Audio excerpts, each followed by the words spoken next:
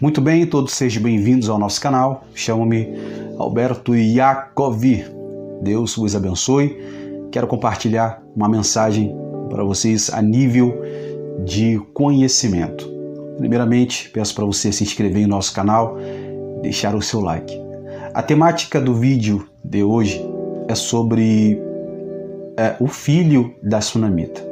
Você deve ter percebido na capa do vídeo que Abacuque era filho de Sunamita. E é justamente isso que eu quero explicar para vocês. E será um vídeo bem resumido. Esse vídeo, na verdade, é a pedido de um inscrito, pois em um vídeo anterior ele falou comigo assim: eu não sabia que Abacuque era filho de Sunamita. Eu tenho 20 anos que eu prego o evangelho e eu não sabia que Abacuque era filho de Sunamita. Então ele pediu para mim fazer um vídeo sobre isso e eu me apresentei, eu me dispus a ler esse texto e explorar mais do que eu já conhecia e gravar para vocês esse vídeo a nível de conhecimento. Peço para você deixar o teu like, que isso vai nos ajudar muito. Vamos ler o capítulo 4 do Sefer Beit Melachim, que é o segundo livro dos reis. Primeiramente, Shabbat Shalom, estamos em Shabbat. Deus abençoe a todos vocês.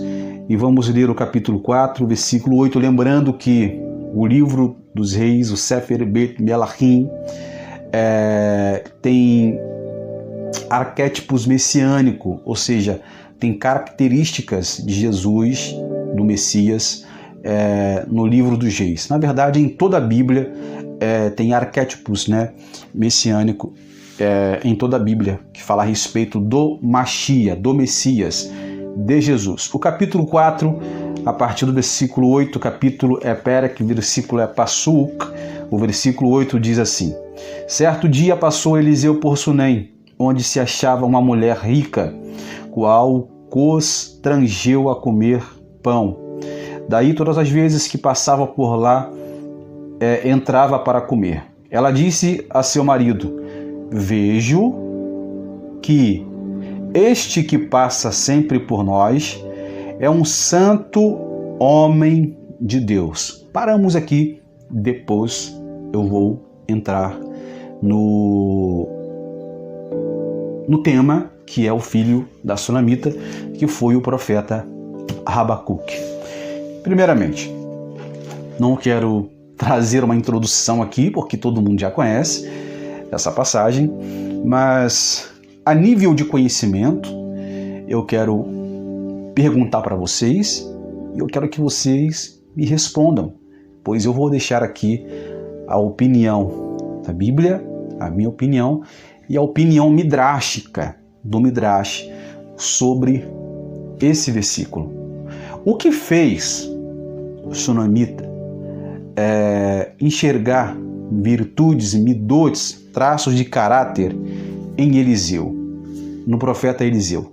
Lembrando que Geazi andava com Eliseu, porém ela apenas mencionou o nome de Eliseu. Ela disse: eu percebo que sempre que esse homem passa por nós, ou seja, ele entra em nossa casa, ele é um santo, um homem de Deus. Porém, ela não menciona o nome de Geazi. O que fez ela ter essa percepção de encontrar caráter, traços de midote no profeta Eliseu e não em Geazi? Vou explicar para vocês. Quando profeta Eliseu, Hanavi Elisha, entrava na casa da Sunamita, sentava em uma cadeira sobre uma mesa, igual eu estou aqui, sobre uma mesa. E a palavra mesa no hebraico é shuram, e a palavra mesa equivale também a mizbear, a um altar. Por quê?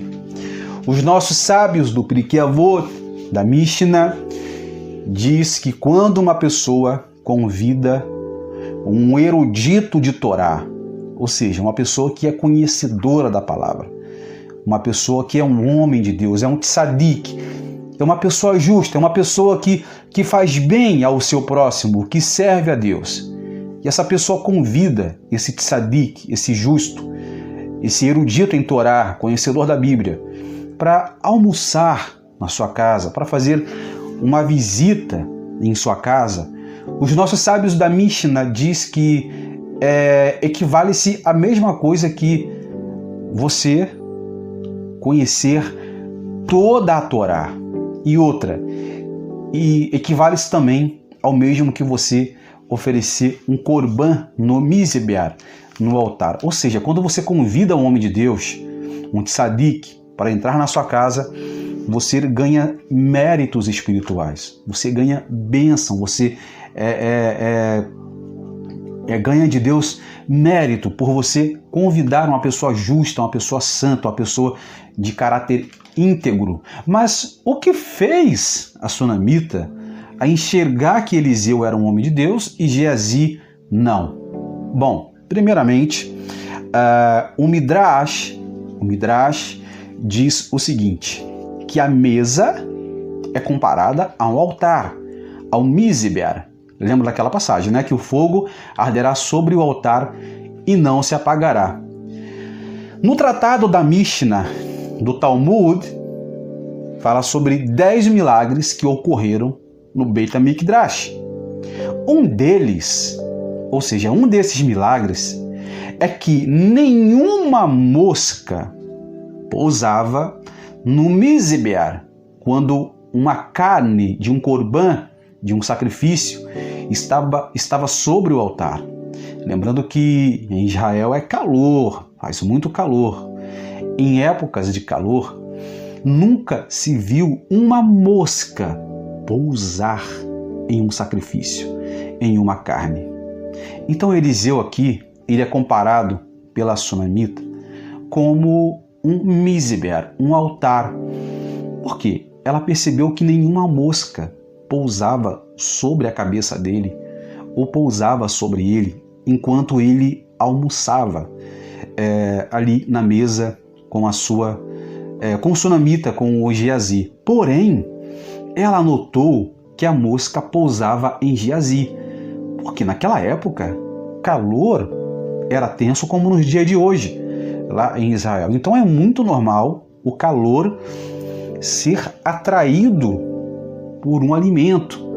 Inclusive Eclesiastes 9, parece que é 9 ou 10, Eclesiastes 10 fala sobre isso, sobre a mosca no unguento. Então o sunamita percebeu que a mosca ela pousava em Geazi e não em Eliseu.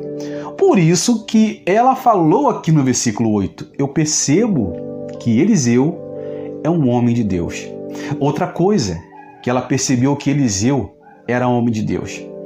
Toda vez que sunamita arrumava a cama, o quarto do profeta Eliseu, ela não encontrava nenhum subsídio de sêmen no lençol. Preste bem atenção. Ela não encontrava nenhum subsídio de sêmen no lençol ou no cobertor de Eliseu. Porém, quando ela ia arrumar o lençol, a cama de Geazi, ela encontrava resíduo de sêmen. Isso é muito sério. Daqui aprendemos com o sunamita, e os nossos sábios também nos dizem que aqui nós aprendemos com o sunamita que sunamita ela tinha mais percepção do que seu esposo para convidar as pessoas. Ou seja, o esposo de sunamita não tinha assim tanto discernimento, tanta percepção quando convidava alguém para entrar na casa dele. Porém, ela tinha mais percepção que seu esposo. Outra coisa que o Midrash diz é que Geazi, o profeta Geazi, ele chegou a encostar propositalmente nas partes íntimas de sunamita. Então isso fez com que ela percebesse que Geazi não tinha traços de caráter, era uma pessoa perversa. A pergunta é, por que Eliseu andava com Geazi?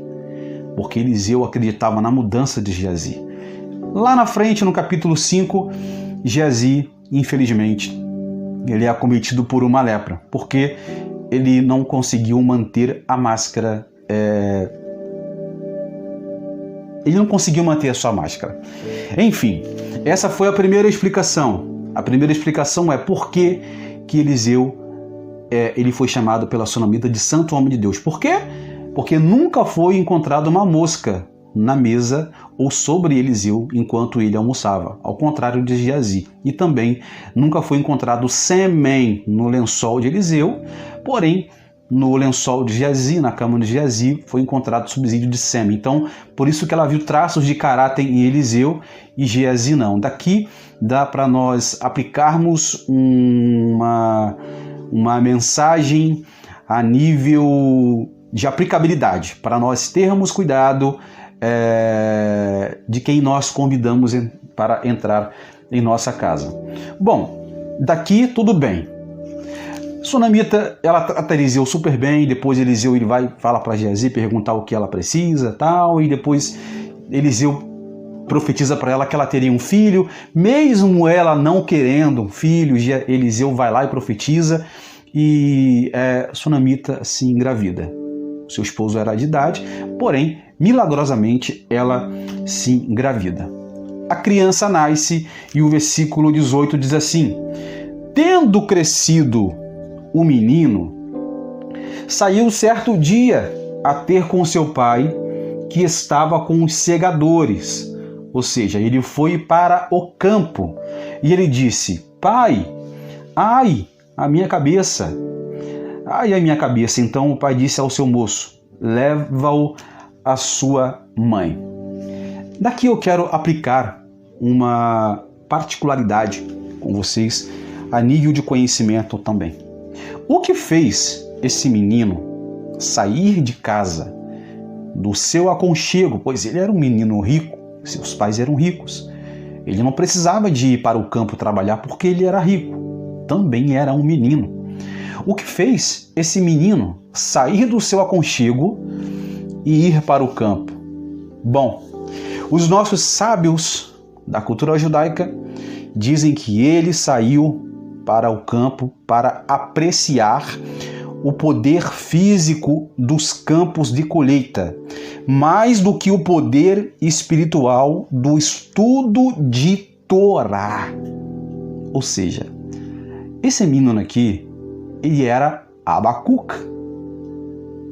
Daqui, os nossos sábios dizem que esse menino era Abacuque, mas eu já vou chegar lá. Porém, antes dele se tornar um profeta, ele não tinha compromisso com o Torá, com a palavra. Ao invés dele ficar em casa estudando a Torá, apreciando a Torá, adquirindo o poder espiritual do estudo da Torá, ele proferiu ir para o campo. A palavra campo simboliza materialidade. Terra significa eretz, que tem o mesmo significado de ratzon, desejo, ou seja, desejo pela terra. Ele teve desejo pelo campo, desejo pelos prazeres, porém não teve desejo de Deus, de estudar as Escrituras, e estudar a Torá e estudar os livros do Eterno. Então aqui o menino, ele sente fortes dores de cabeça. O seu pai pede para seus empregados levá-lo até a sua mãe. Bom, os empregados levam o menino para a sua mãe. E quando ela vai levar o menino até o profeta Eliseu, ou seja, na verdade ela vai até o profeta Eliseu, ela pega o menino, bem dizer, já em óbito, e coloca sobre a cama do profeta Eliseu, acreditando que o menino ressuscitaria. Preste bem atenção. A palavra cama no hebraico é mita. Mita também equivale-se de mizber, que significa um altar. Cama significa altar de Deus. Então ela coloca o menino em cima da cama do profeta Eliseu, acreditando que o menino voltaria a reviver. Porém, ela deixa o menino na cama e ela vai até a Eliseu. O esposo dela vai falar: olha, minha filha, não é Shabat e não é lua nova. O que você vai fazer lá no profeta Eliseu? Por quê? Porque o que ele falou que não era Shabat e nem lua nova? Porque no Shabat, todo Shabat, as pessoas têm costume naquela época, se consultavam aos profetas. estudavam com os profetas. E Lua Nova, que é o Rosh Chodesh, que é o início, né, do mês, também as pessoas elas visitavam os profetas, pediam conselho para os profetas. Então o seu marido era judeu, conhecedor de Torá, e ele estranhou, mas ela não quis revelar o porquê. Porém, quando ela chega até a Eliseu, Eliseu viu Sunamita de longe, e ele pediu para Geazi ir, só que ela não deu assim muita ideia, muita bola para Geazi.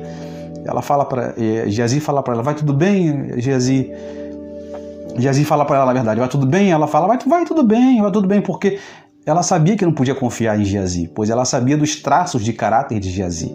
Porém, ela quis conversar com Eliseu.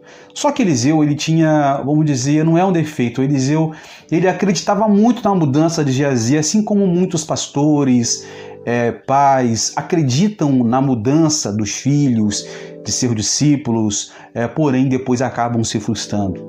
Foi o que aconteceu com Eliseu, ele se frustrou com Geazi. Então Eliseu, ele manda Geazi na frente, ele fala o seguinte, olha, cinge o teu lombo, coloca o cinto. E eu quero entrar aqui agora em uma área mística. Cinto aqui na Bíblia, a palavra cinto é um círculo, porque quando você coloca um cinto sobre a sua cintura, ele se fecha, se torna um ciclo ou um círculo. Aqui, os nossos cabalistas, a Cabala diz que existe um mundo dos círculos e um mundo da linha reta. O mundo dos círculos está vinculado à materialidade, ao físico, aos prazeres desse mundo. O mundo da linha reta está vinculado àquelas pessoas que são tzadik, aquelas pessoas que não se importam muito com os prazeres desse mundo, que não se importam muito com o que esse mundo propõe para as pessoas, sendo que não é pecado você ser próspero, você ter bênção, riqueza, não. Mas aquelas pessoas que têm compromisso com Deus, elas estão preocupadas mais com as coisas do alto do que com as coisas dessa terra. Então, Geazi, aqui, ele é descodificado como um homem que não tinha percepção espiritual. Ele habitava no mundo dos círculos, ou seja, no mundo do materialismo. Por isso que quando ele pega o cajado e vai até o menino, ele não consegue ressuscitar o menino. Também o Midrash diz que Geazi, ele era uma pessoa que não acreditava no Gilead Hamaitim, na ressurreição dos mortos. Ele debochava. Então, próprio Eliseu, ele foi ter com o menino, foi se encontrar com o menino jaz morto. Então Eliseu, ele entra no quarto, lembra que eu falei do cinto, o mundo dos círculos ou do ciclo, que é o mundo do materialismo. Agora Eliseu representa o mundo da linha reta. Por isso que quando você está caminhando sempre em linha reta, não olhando para trás, você está no caminho certo, porque você está no mundo da linha reta. Eliseu, ele entra no quarto, o menino já estava na cama dele, que é altar. Eliseu, ele circula no quarto, ora. Depois Eliseu deita sobre o menino de forma ereta. E os nossos sábios também dizem que Eliseu ali, em forma de linha reta, deitado sobre o menino, simboliza um mundo da linha reta. Daqui, os nossos sábios dizem que quando Eliseu faz um abrahá, ele faz uma tefilá, ele faz uma oração, ele orou pelo menino e o menino abriu os olhos. Daqui, esse menino vai se transformar em um profeta e o nome dele será Abacuque, ou seja, aquele que abraça. Por isso que Eliseu falou para a mulher sunamita, você vai abraçar o menino, aquele que abraça.